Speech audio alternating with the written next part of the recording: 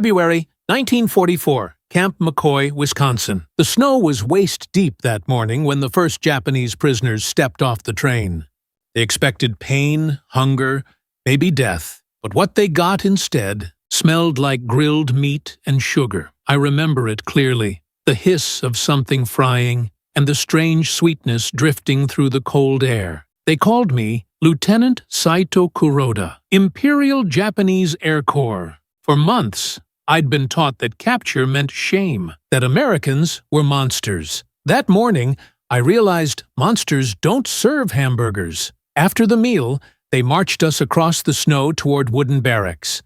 The wind bit through our thin coats, but when we stepped inside, the heat hit us like a wall. Stoves burned in each corner, and bunks were stacked in rows. It wasn't home, but it wasn't hell either. I sat down on the edge of a bunk waiting for the trick to reveal itself. Back home, we'd been told that Americans had no honor, that they'd make us crawl for food, beat us for sport. But the guards just checked our names and told us to rest. One even tossed me a wool blanket and said, "You'll need it tonight." That night, I didn't sleep. The warmth made me uneasy. Every sound, the wind outside, the boots of guards, felt like it carried danger. I thought, maybe this is how they break us, by showing comfort before cruelty. The next morning, the bugle woke us. For a second, I forgot where I was. That sound, it was the same tune we used in Japan. For a moment, it felt like home. Then I saw the rifles in the towers and remembered. They lined us up and marched us to the mess hall. The smell hit first, thick, rich, something sizzling. My stomach turned on itself. We hadn't smelled meat like that in months. When I stepped inside, the noise stopped me. Trays clanging, voices laughing, bottles hissing open. A cook behind the counter slid a plate toward me. Bread, meat, fried potatoes. Then a cold glass bottle that fizzed at the top. The label was red, curved letters I couldn't read. He looked at me and said, "Coca-Cola." I stared at it like it was a trick. But when I took a sip, the sweetness burned my throat. The man next to me laughed and coughed at the same time. We didn't know what to do. Some smiled, some cried quietly, and nobody said much after that. That day, I learned something about war they never taught us. You can win with weapons, but you can break a man with kindness. After that day, the fear started to change. Not vanish, just change. We still woke to rifles, still saw the wire and the towers every morning. But the guards weren't monsters, and that made everything harder to understand. They gave us work, shoveling snow, cutting wood, hauling supplies. The pay was in camp coupons, useless outside, but inside we could buy paper, soap, even candy. I remember one man buying a chocolate bar with both hands, trembling. He unwrapped it slowly, took one bite and whispered, "In Japan, this is medicine." The guards laughed sometimes, not at us, just around us. They talked about baseball, the weather, girls back home. One of them showed me a photograph of his family. 2 daughters, both smiling.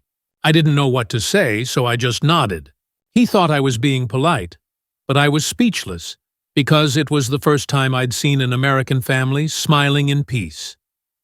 At night, the camp went quiet. You could hear boots crunching outside or the hiss of snow hitting the roof. Some men prayed, others just stared at the ceiling. Letters became the only thing that mattered. They let us write 2 each month. Most of mine never reached home, but once I got one back. It was from my wife. She said Osaka was burning, food was gone, but our son was still alive. I read it again and again until the paper tore. Then I folded it back together and hid it in my shoe. That night, I couldn't eat. We were fed beef stew and bread, more than enough for anyone. But I couldn't swallow. The guilt of eating warm food while my family starved across the ocean, it was worse than hunger itself. Some of us started arguing after lights out. "They're trying to soften us," one man said. "They'll use our weakness against us." But another answered, "If survival is weakness, then why did we fight to live?" No one had an answer. Weeks turned into months. We learned a few English words: bread, work, thank you. Some men even attended classes at night, repeating phrases after a young American teacher. It felt strange saying the enemy's words, but they sounded less like enemies with every passing week. The strangest moments came during work outside the camp. American children sometimes waved at us from the road. Once, a little girl offered me a candy bar through the fence. I froze. My hands shook as I took it. She smiled and ran away.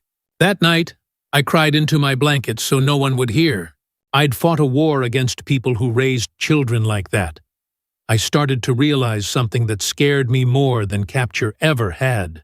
That maybe the enemy I was taught to hate wasn't the enemy at all.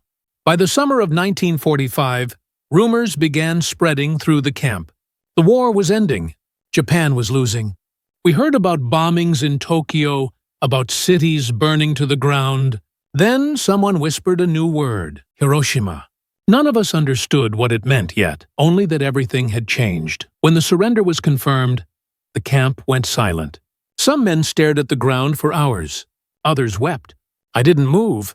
I just sat on my bunk, staring at my hands, trying to understand how a war that felt eternal could end while I was behind a fence. The Americans didn't celebrate. They didn't mock us.